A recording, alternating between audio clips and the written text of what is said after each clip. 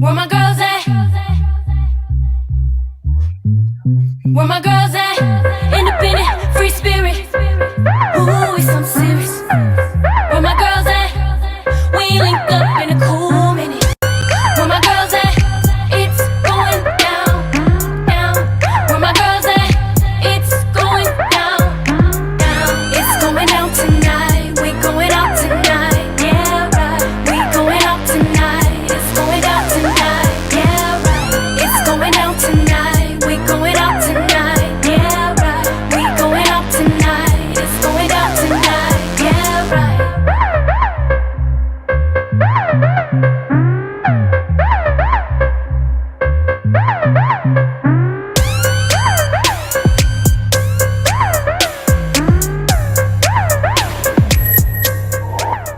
Let's see.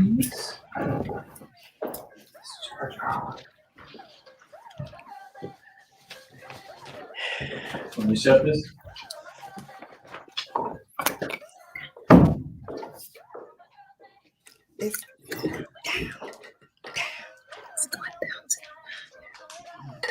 Yeah. Here we go. It is the radio, talk radio. It is so exciting. We got issues. AM 9:10 a.m. the Superstation. We are so excited to be with you guys today. We're so excited that you've clued in. I'm Gloria Mayfield Banks. I'm here with my girlfriends, and we have a great topic. So lean in with us. Call in with us. Bring us your energy. Bring us your insights. We're doing some amazing things on this talk show. We're so excited. This is out of Detroit, Michigan, WFDF, but it is an international show. We like to know that you're checking in from the UK. We like to know that you're checking in from the islands. We like to know that you're checking in from South America. We like to know that you're checking in from Europe. We're excited to be with you today. And we're excited to bring you these topics where we can give you love, life, and lessons where we are positive, powerful, and not Pollyanna. I'm so excited. I'm going to throw it over to my co-host today out of the Detroit, Michigan. Chris, how you doing, Chris? Hey, everybody. Welcome to the show. I am doing super fantastic. Of course, a beautiful 90-degree day here in the D. Yes. 90, oh, my goodness. Wow. 90 degrees. So keep your hands crossed. They said next week we're going to go back down to the 60s, but it's all good. I'm alive. My family is well. And so, you know what? It's a beautiful day. It's an awesome day to be alive. And I'm just excited about our show on today. I mean, so much has gone on. Yesterday's show was absolutely super fantastic. 100-year anniversary of the race riots in Tulsa. And to be on the show with one of the what do you call it? What's the word I'm looking for? Race massacre descendants of yes, of the Tulsa massacre, and that show was just so eye-opening and mind-blowing on yesterday. And so I know today's show is going to be absolutely awesome. So I can't wait to lean in and of course, I'm excited about our guest that is here on today. I haven't seen her in a while, so to see her on our show today and to hear her is going to be awesome. So I'm going to throw it over to my girlfriend, Sabrina Goodwin Monday. What's up, Bree? Good evening. Here we are once again, 6 o'clock in the evening. You can always count on us being here, 6 p.m. to 7 p.m. Monday through Friday. Oh my goodness, the 24 hours rolls around fast. Well, I'm here with Rio. Rio never misses a show. I never miss the show. No. We love Rio. Well, Rio loves you. He is right here saying, Mama, please forget about that talk show. Just pet me. And so we are here, you guys, 1 year later. George Floyd, a year ago, we didn't know his name. And now he is worldwide, known for not the right reasons, but we will call his name. He matters. His name matters. His legacy matters. And so we're here to commemorate 1 year of his passing. Our world was changed forever. It's a beautiful day in Chapel Hill, North Carolina. I'm glad that you're bringing this topic to us, Gloria, with one of our best girlfriends, Jackie Glenn. She's made us better along the way. Caterina, our girlfriend, is out handling some family business. You guys always know when one is missing. And can you guys believe when we first took on this show, we said there are 4 of us. As long as one of us handled it every day, we'd be cool. But we've been doing it while all of us have been on because we've been in a pandemic. I don't think you guys can handle it if it would just be one of us a day. But some days, that's going to be that situation. It's going to happen that way. Absolutely. But when one of us is missing, you guys always miss. And so we certainly miss Caterina. And she sends her warm regards. And I don't know if she'll be here tomorrow. She might not be here tomorrow, but we're going to be in and out. I know I'm out Thursday, Friday, but hey, we're making it happen one way or another. Back to you, Gloria. Oh my gosh, Sabrina's energy is on fleek today. On fleek. I love it. I love it. We love it when y'all at the top of your game. You guys, seriously, it is sort of sad that Caterina's not here. We're trying to really praying that we can get through the technology without it. That's going to be the biggest lesson. Can we make it without Caterina? You guys, the girlfriends, what would it be without the girlfriends? And what would it be without your girlfriends? Today, we're going to be talking about the anniversary of George Floyd and all the things that have changed. We all have different perspectives on what has happened since George Floyd, the name, and the many names that came before him and the many names that have come after him. But so many times you have an opportunity in your lifetime to see a huge shift in the world. A huge shift. We're not talking about the nation and we're not talking about the neighborhood, but we're talking about a huge shift in the world. What about this past year? Pandemic was big enough, but then you bring on the George Floyd and all that he meant. And you know, these days when you say George Floyd, he's taken on the umbrella of everything and everybody. So we're going to talk about those statistics. And you guys, we want to talk about all areas of it that is caused. So we're inviting all our callers to join us at 313-778-7600. Today would be the day that you have courage. But today is also a special day because we're bringing in this dynamic woman. Now, let me just say this to you. This starts the definition of girlfriends for me because she's been my best girlfriend for years. Oh my gosh. I'm so excited for you guys to meet our guest today, Jackie Glenn. And I'm going to tell you a little bit about her as she comes on the screen here. Jackie is a founder and an author. I think she's there. Is she there? There she is. I am. You know, we had to see you in that bright yellow top. Yeah, the sun is shining. Fire. The sun is shining. You guys, before I talk about who she is, I want to talk who she is in my life. We were neighbors. We raised our kids together. We're best friends. Our daughters are best friends. It's just sort of amazing how this whole thing is weaved together.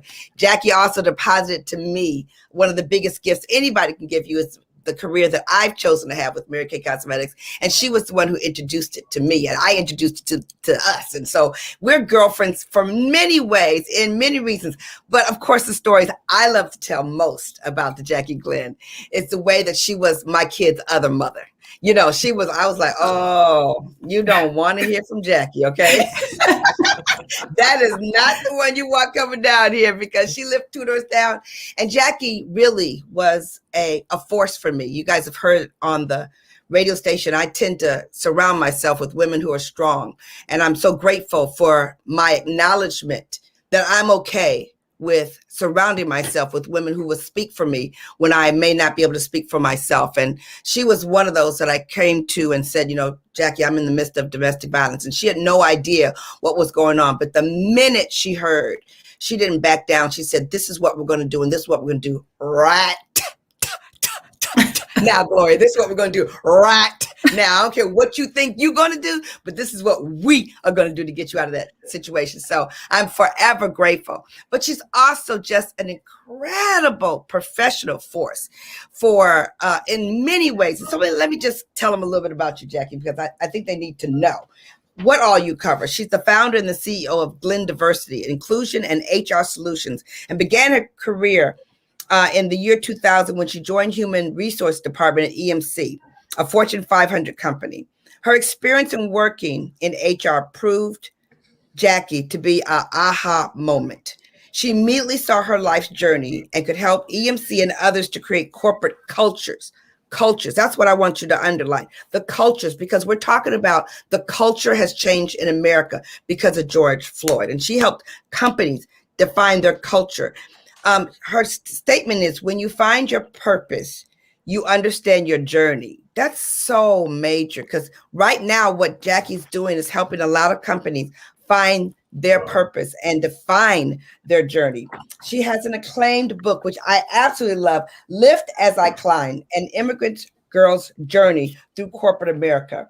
And she talks about there's a special place carved out that only you can feel. It also goes to the fact that Jackie is a major mentor to so many people. So it's amazing that we can have you on the show like every day to bring forth different things all the time. And it's so amazing because yesterday, Sabrina had on Regina, her sister. And so we're finding that these women that are very close to us, they're also huge powerhouses. They're girlfriends, they're women, they're friends, and they're powerhouses. So we're glad to bring you to our tribe. Jackie, when she was Global Chief Diversity Officer, overseed a workforce, you guys, of 60,000 employees. Right?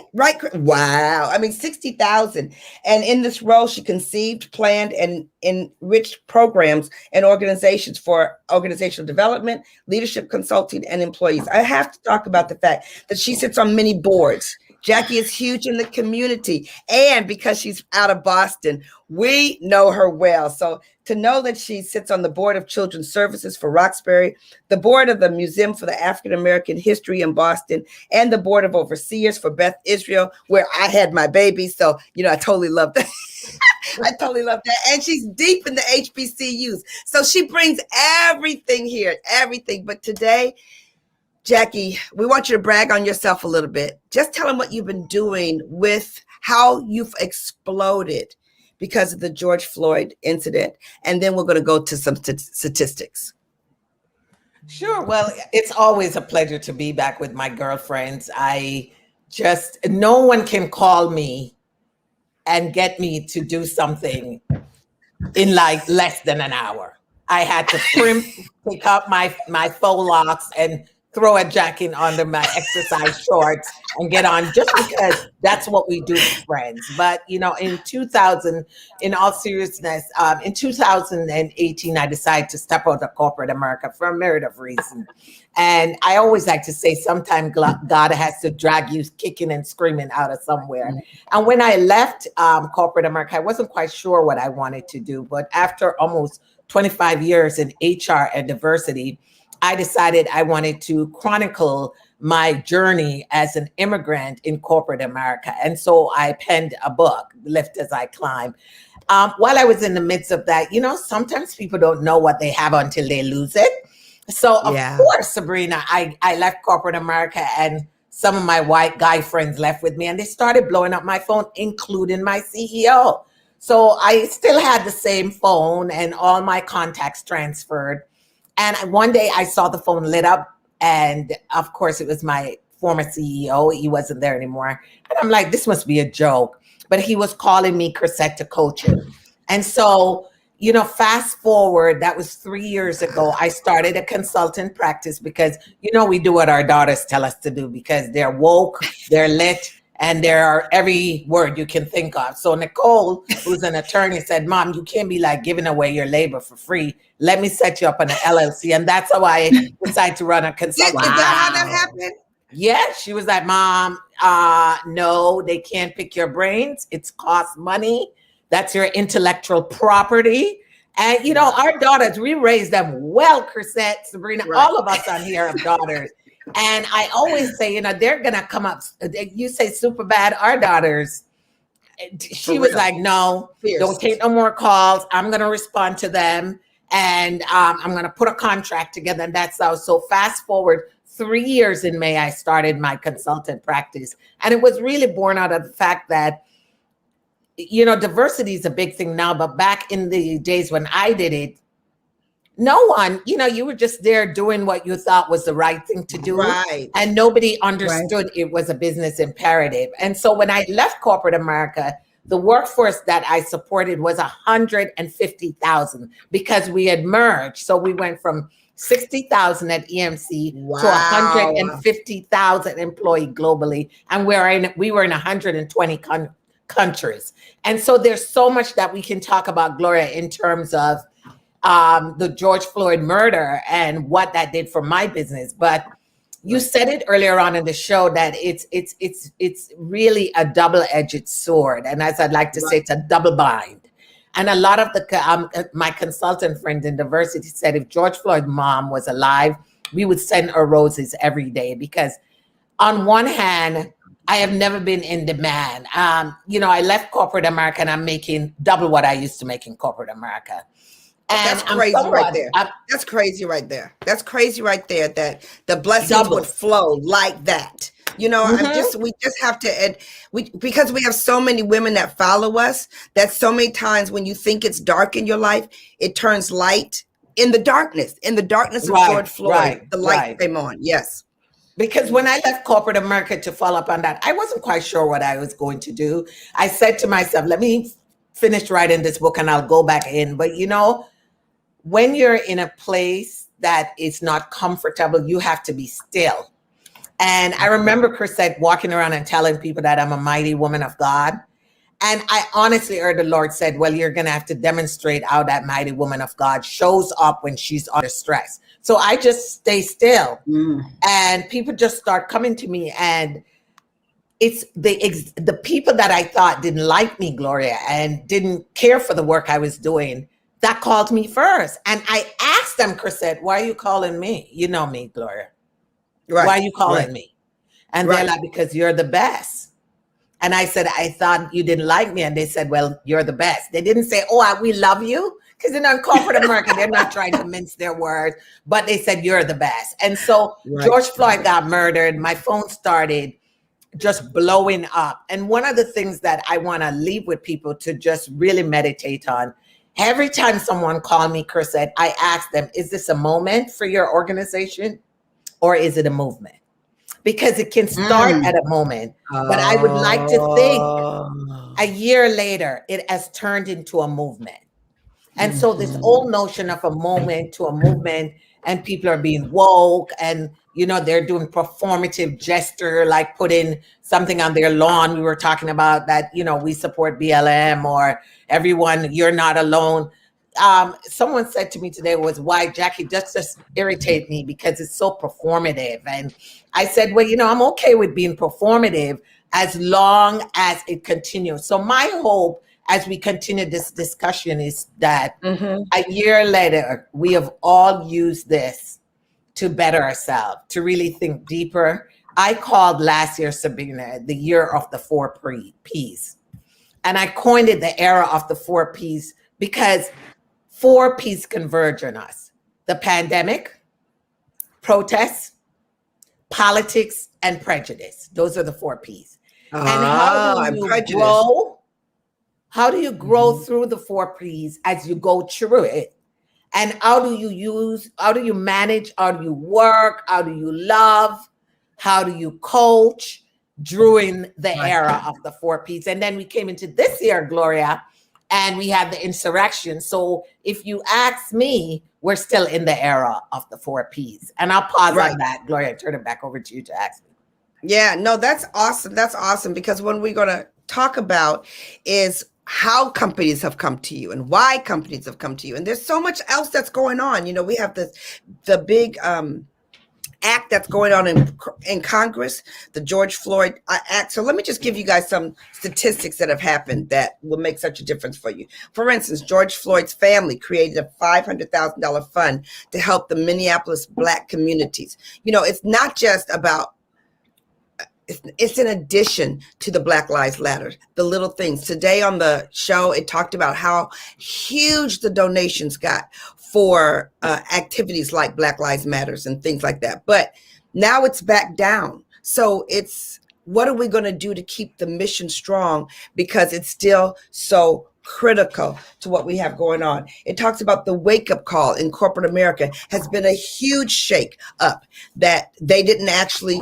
anticipate, but it rolled out because, number 3, the protests, the young people in their protests, and how they've made such a difference, and that how they were not going to stand for it, and what some of the true corporate leaders have said that they weren't going to stand up. So one of the things that you said was the wake-up call, call. You know, one of the things I hope the callers will lean in on is what has happened in their world, what has happened in their wake-up, what has happened in their circumstances. Because not if you work corporate, I want to hear about that. If you don't work corporate, who do you support or not support? Because of what you've seen people do. People in the airlines have made some big differences. So this is what I wanted to really bring to light today, because some of the things that have made such a big difference is what has happened for George Floyd. For instance, President Biden met with George Floyd's family today, and we're going to go back and talk a little bit about that because that was pretty big. So it's a lot to go into and a lot to cover in this last year. So we're welcoming the callers at 313-778-7600. I'm going to go back to my girlfriends and let them come in after the break because we're going to go to a break right now. It's so exciting. This is 9:10 a.m. the Superstation. This is We Got Issues, and we're happy that you're with us today. Talk to you in a minute.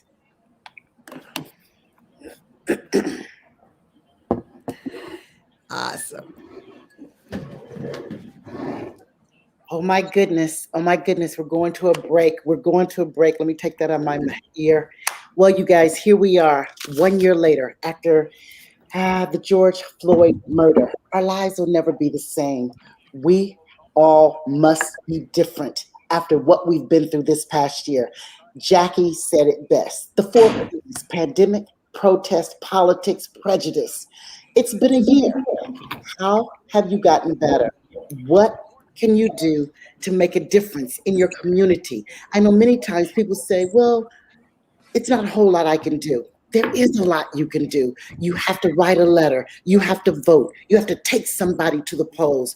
You have to believe that you can make a difference. We cannot just sit idle and let life happen to us. You know what? Not enough has happened in this last year.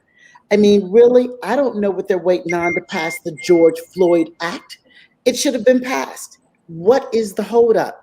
And you know, one of his sisters did not go to the White House today. She said, family, go.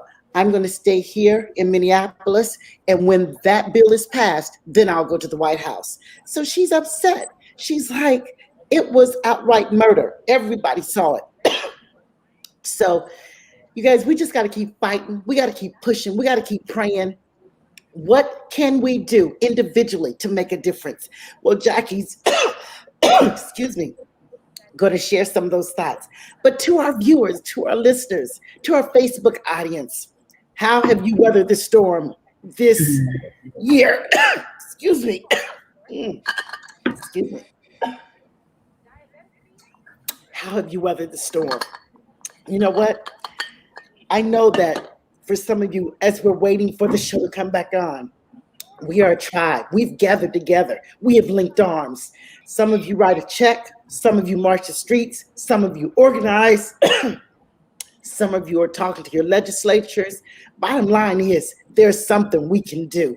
Don't just sit back and let it happen. Make it happen. We'll be right back. We're going back to the show. Here we go.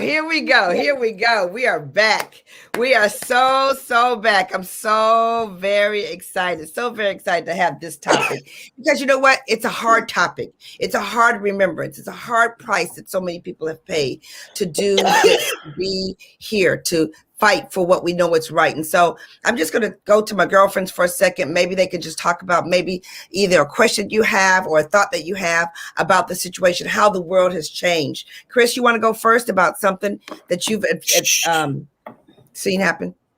Sure. Again, Jackie, it's so good to see you. It's so good to see you. Thank you so much for being on the show. And congratulations on your book. And congratulations on starting your own business. That is so awesome. So awesome. And so, you know, just thinking about this being the 1 year anniversary of the world witnessing the horrific murder of George Floyd, it really, I think, this year really, in watching that whole incident, it really made many of us be introspective, and many of us think about, the things that we could do to make a bigger impact, a bigger difference. One of the things that I was so thankful and grateful for, it was right in the midst of the pandemic. And I mean, just to see all of the individuals, especially our young people that got out in the streets and they were marching. I mean, we had a march right here in the city of Detroit, and I was able to participate in that. And so that I think gives me hope that our young people, Black, white, Chinese, it didn't matter the color, they are able to see, at this generation, they look at things differently. They have a different perspective. So that encourages me and that gives me hope. And so, Jackie, I guess one of the questions I would ask is, in starting this new business that you have, what are some of the things that our young people can look at doing, as far as for those that want to be entrepreneurs, given the fact that, with everything that's going on with George Floyd, and so many are wanting to help, wanting to sow into, so much money is out there to invest in young people. What are some of the opportunities that you find that our young people should really be looking into at this particular time? So I love that question, Crisette, because, I jokingly said Black and brown people are a premium right now. Everybody wants somebody Black and brown. And so if you're out there, you're looking to either start a business or to get into some facet of business, one of the things I like to say to people is that, when we look in corporate America or not-for-profit or any of these roles, people that are in really high position didn't have all the skills or all the qualifications for the job. So don't hold yourself back. I tell my daughter all the time, apply for stuff. My son-in-law, even if you only have 3 of the 10 thing they ask for, because that's what our white counterpart do. So apply for it, apply for grant, apply for program, because we are so perfectionist driven. And we have been taught, Sabrina, that if we don't check all the boxes, especially as women, we're 4 women here, we have to have everything all lined up and nicely packaged or we can't apply for it. I say we go for it, because there are studies out there talk about that show that, if a guy, especially a white guy, go for a job and the qualification is 10 different things and he has 3, he's going to say he's overqualified. And if a Black woman go for her job or a brown woman and she has 8 out of the 10, she would say she's not qualified because she's missing 2. So my biggest thing is take a chance, step out, apply for it, and talk about your transferable skills. Things that I was coaching a friend of my daughter's today for a fundraising job. And I said, you're going to tell them that you are a relationship person. You are a quick study. In fundraising, you have to know how to build relationships. So you're going to call out your competency that you have, Crisette, that you can transfer. So that's the first thing. Give yourself a break. Be open to the possibility. Who would have ever thought I would, I came into America, dipped out, left Gloria in there. And it's like, I don't know if I want to run my business, but I found another business. And my point is that we all have our calling. And so if you think that you might not be qualified, you're not sure you do, give it a chance. What do you've got to lose? So that's what I'd say to young people. Even though, Crisette, I have to tell you, what I will also say to young people, and sometimes they don't want to hear it, but they need to listen to people like myself and all of us on the phone, because we have something that called legacy experience. Right. And although they might be like, oh, well, we don't do it like that anymore. I always say this whole thing about the different generation converging together. That is innovation. Because when you have all our daughters together with us, and then now I have a granddaughter, so our granddaughters, you're talking about all that coming together to breed innovation. And so we really have to partner. Gloria is very unapologetic about calling me and say, what do I do about this? What do I say about this? And I think I've gotten my daughters to a point where they've seen me be successful. So they're like, oh my gosh, mommy, you're really right. Yes, I am. And so, you know, just listen to the other generation. And we also need to listen to the millennial, Gen Z, Gen X, Gen Y, because we can also learn a lot from them, Crisette. Right. Right. Awesome, Right. Jackie. Thank you. Yeah, that's really good, Jackie. You know, when you talk about the advice that people are going to have, we're going to go into this, but I want to take a second. And Sabrina, can you talk a little bit about the act that's right in front of them, the George Floyd Act that is in front of Congress right now? Because I think that leans into this conversation about what has happened since the year. Yeah, for sure. Jackie, it's always so good to see you. You have always been unapologetic about your stuff, okay? From day one, when you didn't know any better, it was only your power. And you taught us to be unapologetic, for sure. Right. But I want to go back to when, you know, a lot of opportunities, diversity and inclusion, D&I, that's the buzzword in corporate. Right. Of course, there's some opportunities. But I just wonder, so many of these companies are just doing it because they feel like they have to. Yes, And I know you talked about performative, and you say we should be okay with that. It's a start. I think that's what you said. It's a start. It's a start. How do we make them more accountable, though, to the start? Because I know for a fact, many of these companies, and I don't know where this echo is coming from either today. I'm sorry. You're doing good, though. You're doing good on the radio. Yeah. So how do we make them more accountable? How do we hold them to a higher standard? How do we be more bold in our ask for these companies to do the right thing? So a couple of things, Sabrina, you mentioned about me being unapologetic, but a CEO asked me the other day, what has changed about me since the murder of George Floyd? And let's just call it what it is. It's not an incident. It's not an accident. It's a murder. We all watched his neck being nailed on for 9 minutes, and it took me a while, but now I call it a murder. If you don't want to invite me back to your company, that's okay.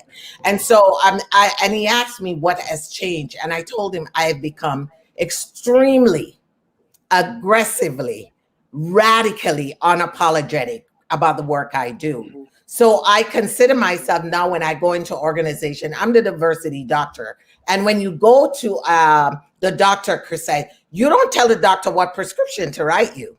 Right. The doctor writes your prescription. So when they call me, Crisette, I'm writing them a prescription, Sabrina. And the prescription that I write them is called Courageous Conversation, the Depolarization of the Workforce. And when I write them that prescription, if they don't want to take it, I'm not working with them. And that's okay, because that's not what God wants me to have.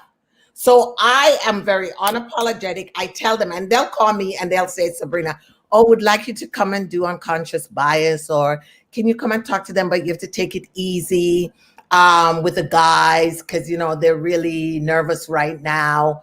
And I am like, you know, we're going to talk courageously. And most of my conversation today with you is going to be grounded in race. So I'm really upfront about it. And Sabrina, it's not that I'm okay with them box checking, but what I do, I think there is a lot more on us as practitioners, as leaders, as business owner, to really upfront say to them, if this is a box checking exercise, or if you're just calling me to check the box, or is this just a moment for you? I would really like to advise you to not do it, because the backlash will be enormous.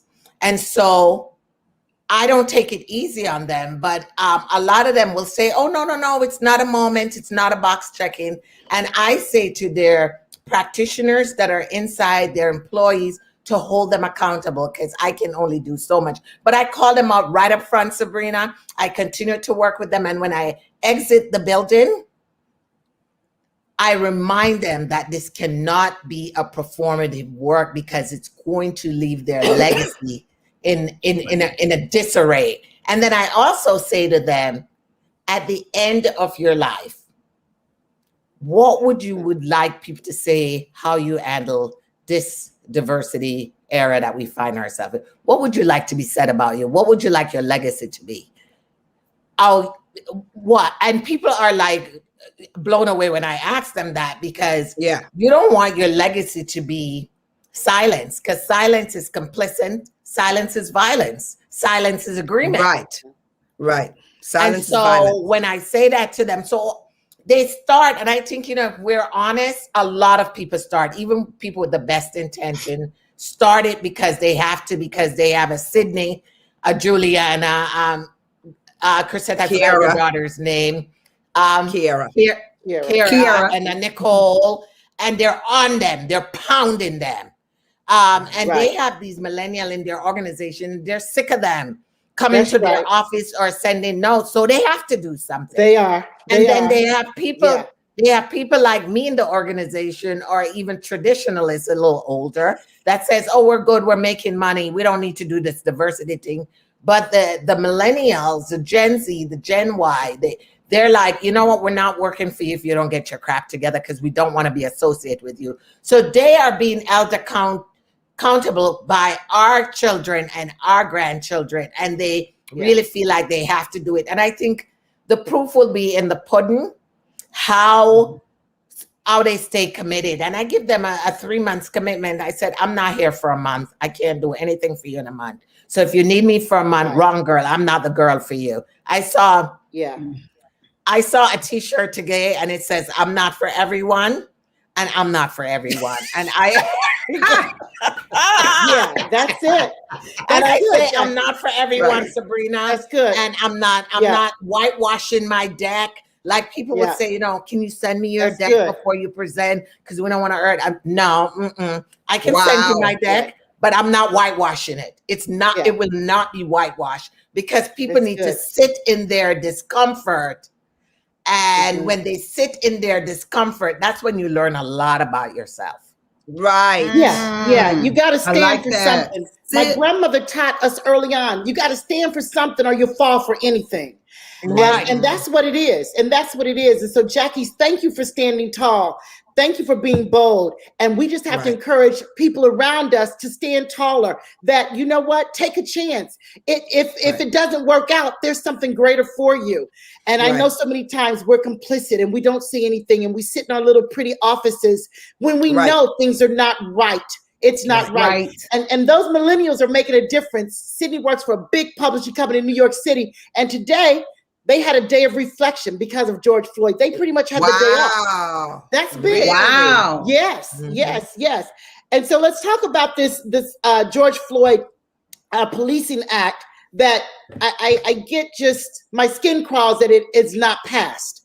On the Democratic side, it's passed. We need 10 Republicans to sign off on it. The president of the United States said it should not have taken a year for us to get this done.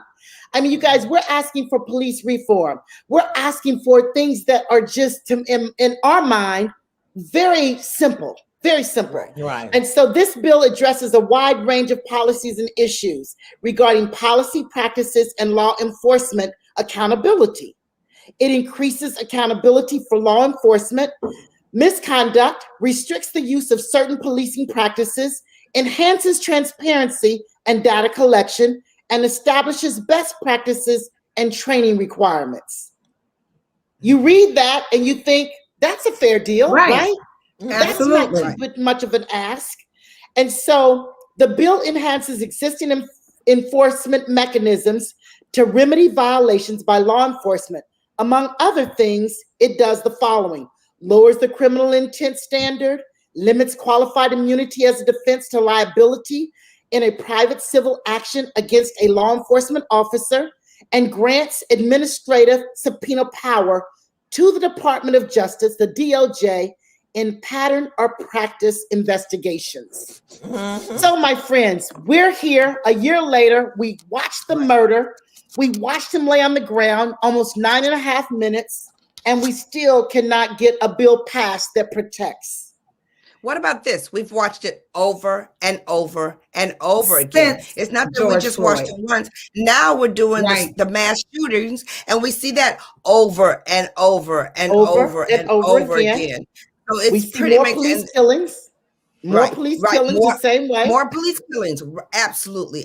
And one of the things that you brought up that is the training in the police department, the training in the corporate, the training in our neighborhoods, all this that's coming at us that's making such a big difference. You guys, there's so many issues, so many things coming at us at the same time. We have a caller that we want to clue in. We want to hear from Carla. Carla, are you there? Thank you, Miss Gloria. You guys are amazing. Listen, I'm really calling because I know you know, I want to tell you, you all are really making a difference. I thought about it. I said, not everybody has the platform that you have. And leaders always need to rise up and make a difference and carry the ball, so to speak, for others who are unable to do so. So I know you know, but we need ladies like you guys to just keep representing. You've got the right mindset. You're positive. You're powerful. And you're making a difference. And I just couldn't sit here on my hands and not call and say that today. You made all of us say something. All of us say, yeah, we really appreciate that. You know what? I was so excited you called what you're saying. And when Jack was talking, I was like, y'all, this is why we're going to have a girlfriend something going on. Because when we bring women like Jackie and us and Carla, women who have the courage to call in, call us at 313-778-7600. Because this is the that take responsibility for their leadership positions. And Carla, we thank you for bringing that up.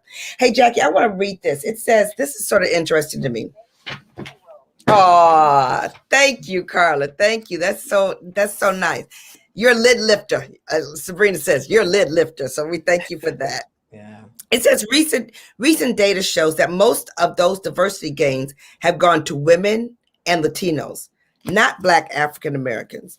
According to the president CEO of Executive Leadership Council, a national organization for current and former Black CEOs and executives, U.S. companies added 82 Latinos to their boards between January and March, 331% increase over last year. So, Jackie, what you see here in the diversity, you know, they can broaden the definition of diversity. So if you broaden the definition of diversity, the numbers can go up, but it doesn't necessarily attach to African Americans. So what is happening in those conversations, both at the company and at the board level? Yeah, you know, if you ask people to define diversity to you, and you ask 50 people, you get 50 different definition. And I love my Latinx and my Asian brother and sisters, and we have to really give a shout out, especially to our Asian community. May is still National Asian Easter Month, and they have really been going through a lot. And in terms of the people that have been attacked in the Asian community is really our elderly. And so when we talk about diversity and we talk about ethnicity, our underrepresented minority or people of color, I think a lot of times organizations shy away. I'm going to just be blunt, from someone like me, because they don't want me there, because they're like, oh God, Jackie's just going to come here and she's just going to stir up a whole lot of S. But let me just say this. I don't know if I can say that on the road. We that are in corporate America, as you say, Sabrina, we have to hold ourselves. All the chief diversity officer, the head of diversity that look like all of us on this call. I know you got to pay your mortgage. You got to take care of your children and send them to college, but don't compromise, because you cannot go into this work. There's so much company out there who is looking for someone to be a window dressing. Don't let them use you. Don't let them use it. So what I think is happening with that statistic that you just quote is that, you know, while boards are predominantly white, middle-aged guys and old guys, they are now going out, and instead of casting a wide net so they can get some Gloria and some Jackie, and I'm not talking about not-for-profit board, I'm talking about pay board position. Right. They're sort of looking more, and they'll say to me, I have diversity because I have someone from India, or I have a Latinx, or, you know, but they don't have anybody Black. And I always go back to them and say, do you have anybody like me? And it really makes them uncomfortable. And so I think that, Sabrina, you brought up a good point, is that how do we keep them? We have to talk to ourselves first, because sometimes we're not right with each other. I'm sorry. And we will be in an organization just yesing them to death, Crisette, and not Yeah. doing anything. And one of the reason why I'm known and probably revered a bit is because I speak the truth. That's And right. you know, You've always I am been a not, truth I'm teller. unapologetic Always. about the truth. Always. And there's a lot of my counterpart that are out there. There's so many people that have gone into the diversity now that really doesn't have the background, but the Right. company needs somebody. And I am here to send a message to them that don't mess this up. Don't sell yourself to the highest bidder in terms of that. And don't, yes, people, as Sabrina said, there are lots of jobs out there. You get another job. If you're going to go in and you're going to do this diversity work, Sabrina, it's going to be incumbent on the people that are in their big office, the people that are in these diversity job, Crisette, to speak the truth, to call people in, to give people not a safe space, because nobody's going to kill them, but give them a brave space to come in and talk about the fact and let the executive sit in their discomfort. Wow. So that's what I would do. Jackie, talk to the women and men that are in the companies working there. They're in these companies. They see things that are not correct. And it's under diversity, but they're afraid for their jobs. They're afraid, but they have to speak up. How do you, as an HR expert, tell them to address the situation so that something is done about it and they've either protected themselves or they don't need to be afraid? They need to go forward if they work there at the company. So everybody now, one of the buzzwords that are out there is ally and allyship, ALLY. And everybody was like, I want to be an ally. You can't be a self-appointed white ally. The word ally is a verb. And when you do a verb, it means you got to actually do something. You can't just say, oh, look at me, I'm sitting in my cushy office and I'm an ally. The word allied is a verb. And so I always say to people, find somebody that truly, truly demonstrate allyship and tell them how you're feeling. Call people, not because every time, I don't like to say call people out because it always feels so confrontational. So this new, the YW have this thing where they say call people in. Use it as a moment of education. I'll give you a quick story, Gloria. I do so much thing globally. And I was doing a session on Courageous Conversation and CEO called me colored. Now, nobody calls Black people colored. Are you serious? I'm doing the presentation and he's calling me colored. Yeah, the colored people. And my assistant was like, did he just call us colored? And, I go on. And after I ended, I send him a note because I was calling him in, not out. And I said, here's the reason why you cannot call me colored. You've got a big group in the US. Even if you're in Amsterdam and that's what they call people there, you can't run a company in America and call anybody colored. And I sent him about 4 articles. So I used it as a teaching moment. I took some time to coach him. And I didn't really say it in front of everyone, but he called himself out because the next time we met, he opened the conversation with his entire team and said, this is how Jackie called me in. And I learned so much. So it really, when you talk about talking to the people at companies that are afraid, fear is of the devil. I'm sorry, I don't want to sound like I'm some crazy woman. Right. You have to really walk by faith. And so when I go in there, I always tell people, I put my armor on and I go in and I am here to tell you that if you work for an organization and you see all type of performative woke box checking activity, let's do a potluck around diversity. Nobody's doing potluck anymore. It doesn't move the needle and it's performative. Nobody wants a potluck. Bring someone in to build awareness and education around diversity, equity, and inclusion, and how it drives the business and how it drives bottom line. Because gone are the days when company would just partner with each other and do business. Now company are calling each other out and asking you, Sabrina, who do you have on your team that's diverse? Crisette, who do you have on your team? And companies are refusing. I don't know if you saw that article that Netflix, I will send it to the group. Netflix severed their partnership with the Golden Globes Awards, which recently in the paper. Right, I saw that. I did not see that. Yes, girl. Yes, they did. Because they were doing all these performative work around. They asked them for their diversity plan. They bring some soft potluck.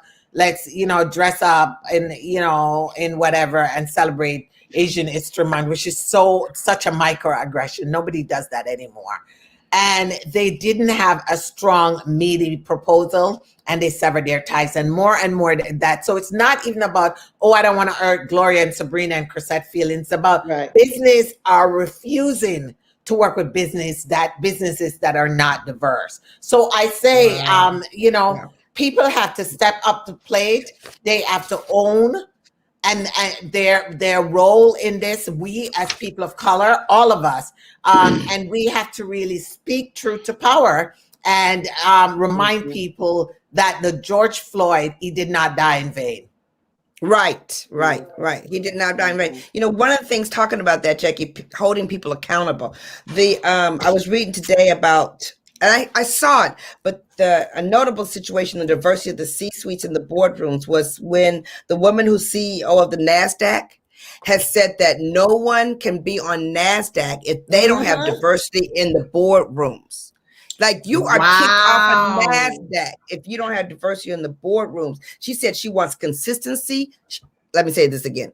She said, let's talk that. She said she wants consistency and transparency, and that they have to see statistics of the board of directors before they can be there. So changes is happening at the top and at the bottom by making things like this happen. And when women get it, we talk about this a lot. When women get to the table, they can make a difference at the table. When Blacks get to the table, they can make a difference. And what you said earlier, Jackie, when you said it has made you so intense and specific and driven and sensitive to what's going on. That's what we appreciate about that.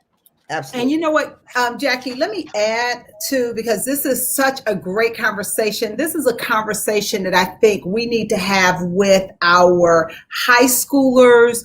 We need to have this starting in elementary school, because for so long, I just sort of remember, when I graduated from college and was going for my interviews, I was really trying to walk that tightrope of making sure that I was acceptable to the people that were going to hire me, because, I need to get this job. And it was the end all be all was the job.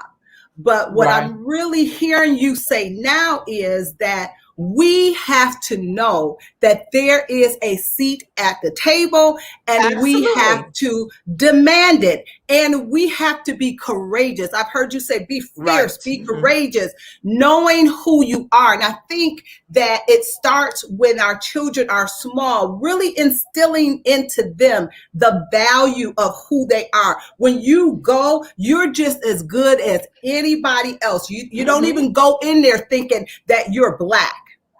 I'm going in there thinking that I'm qualified and that I should, absolutely, and that I should be, if you put me in with everybody else, sometimes we carry the weight of, what people are going to think. Well, if they hire me, did they hire you because you were quoted? Did they hire you because they had to fill? You know what? It doesn't matter what other people think. I got hired because I was the best person for the job. And so this conversation, I'm telling you, this is juicy. This is good. I'm telling you, share, because we need to know it's our time, it's our season, and that we have what it takes to be on these boards. I mean, come on. We spend billions of dollars come from the from Black people. Yeah, Crisette, it really is important that we understand our word, and that your company, I said to a young lady today, you're interviewing them also, because you're bringing innovation. And just being the only woman, I went on their website, now one Black person was on their team. I said, so what, you want to walk in there and say, having me on your team, I bring innovation, I bring difference. I bring difference in thoughts, in ideas. Look at the Dove ad that was done in 2017 with the Black girl turning white if she used Dove. Who was in the room? Be careful who is at the table. And so they want a Sydney. They want a Nicole. They want them at the table, and they have to know that they belong there, and we're not begging for scrap. I'm very intentional now, and I'm deliberate. And there are companies that I will not work with. Mm-hmm. Like And I'm that's not good. watering down Yeah. my stuff.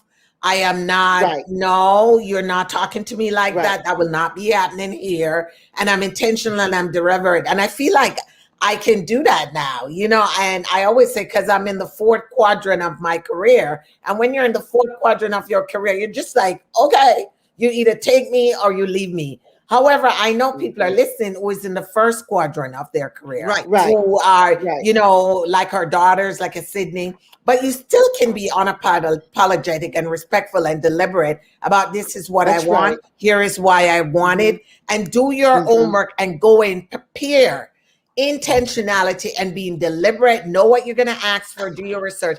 I wrote my book for the simple reason where I was in corporate America and I saw what these, this is going to sound crazy, but I'm just going to say it. I saw what these white girls did. They would come in and they would cry and get upset and they would get what they want. And they would have not even 1 ounce of qualification than our black girls, because we will go in and, as you said, Crisette, we will primp and we will have 15 degrees and we'll still sell ourselves short. Right. And so we need to make sure we're sewing into our young girls and boys our little black boys, that they are good enough and they can walk in there and they need to do a sales pitch and tell them, why do I need Kenny there? Why do I need Kennedy there? Why do I need Chauncey? Why do you need me? Not why do I need to work there? You need me more than I need you.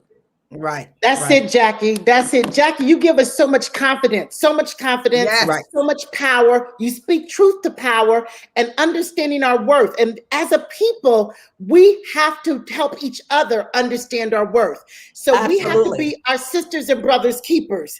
We have to empower, we have to educate, we have to continue to pour confidence. And even when you see, because there are some people who just are put at the gate as a gatekeeper because they're going to be the yes person. And I think we have to speak to them and say, no, we deserve better. Don't just be there to be the yes person. We deserve better than that. And so, Jackie, I know our time is short. We could talk to you all day. Oh my goodness, you gotta come back. We love you so much. We love you so much. So, but Jackie, right quick, how do we, when we see somebody in a position and they're not working on our behalf, because we know we have those people in those places, what is a healthy conversation? Because they're paid, they're taking the money. How do we address those conversations? You know, those conversations are tricky. And, you know, I love my husband. I love our black man, but sometimes, you know, they put them in and they're gatekeeper. And, you know, I have to have a courageous conversation with my black brothers and sister, or my brown brothers and sister, and hold them accountable. Someone said accountability. I hold them accountable. And I'll say something like, you know, when I was just getting ready to exit corporate America, and I had a brother who was basically trying to play me. And so I you know, like I would go on a call and he would be like calling me out and talking to me any type of way in front of all of the other people then that didn't look like us. I'm so sorry I have to cut you. The radio's getting ready to cut us. We have to go. And the show is over. But we can talk forever, you guys. Part two. Jackie, you were amazing. Yes. Part two. She said it. She said it first. Part two. I'll call you 30 seconds before the show. You guys, thank you. We got issues. We'll see you tomorrow, 6 to 7. All right, ciao. Thank you. Oh, my. Oh my goodness, Jackie, that was awesome. Thank you so much. We appreciate it so much. They're talking about you in the chat. She gave me my first job. That is so hilarious. Thank you. Oh, I'm talking. Can you guys hear me? Yes. I can hear you now. Okay, great. We just appreciate that, Jackie. You know what? Still, always, I tell her all the time, I appreciate your boldness. What you saw here is pure Jackie Glenn. She's been that way from the very beginning. She's 100%. Look, part two. You said it before I even asked you for it. But seriously, you guys, I mean, the definition of girlfriend started with, you know, somebody like a Jackie Glenn who would be there at my side, you know, for the goodness and the bad side. She saw exactly who we all are. She's been around us all. So we thank you who you are in the world now, Jackie. We thank you for your book, and we thank you for coming on the show and giving so much perspective that we would not have had otherwise. We're glad. Jackie, put the chat, please. Put the book in the chat so we can get the book. Yes, Okay. yes, yes. I think I sent it to you. No, I don't know how to put book in the chat. So, but it's on our Facebook page for sure. Look as I climb an immigrant girl's journey through corporate America. Immigrant, loving my immigrant status. Yes, so good. Thank you so much, Jackie. Appreciate you.